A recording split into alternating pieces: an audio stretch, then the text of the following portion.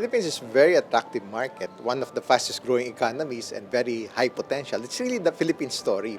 The opportunity is really there to serve our underbanked and underserved customers. A lot of customers really need these services. They really are hungry for access to credit scores, access to financial institutions or financial services.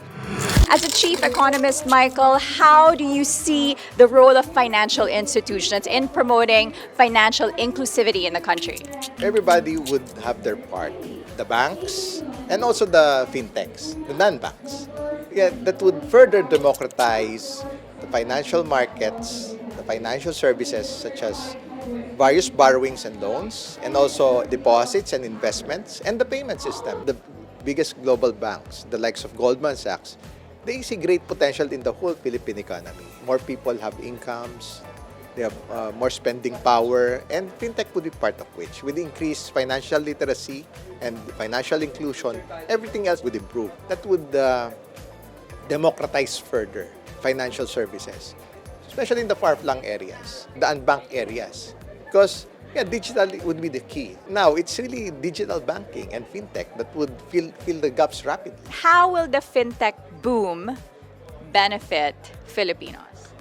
Well, definitely, it's part of efficiencies also. They would have smartphones already to make this possible and use the various fintech apps and avail of those services.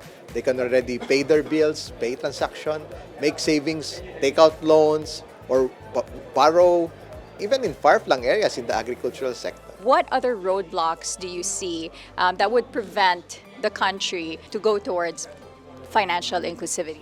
Well, of course, it's the limits of space, especially if there's no data or internet access in an area. So it would remain isolated. The supply of the telco facilities and also supply of electricity and the logistics to move things. Those are the challenges. But other than that, it's inevitable. It's a global thing. It's just a matter of time when the Philippines would catch up in a positive way.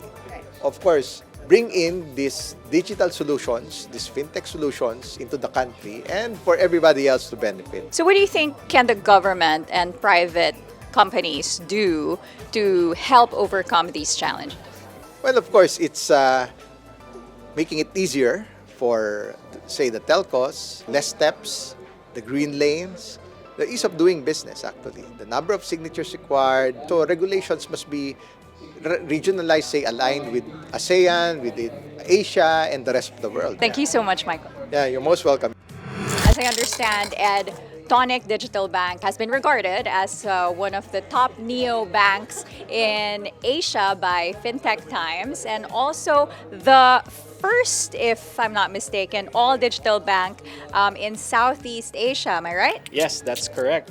So we're one of the 6 digital banks given a license here by our central bank. And I know that you have a lot of initiatives in the Philippines to address financial inclusivity. Tell us more about that. We're basically one of the first banks here in the Philippines that are actually addressing financial inclusion. The funny thing about the Fintech Revolution that we're joining today is that some people are talking about high-tech, some people are talking about low-tech, but actually it should be a mix.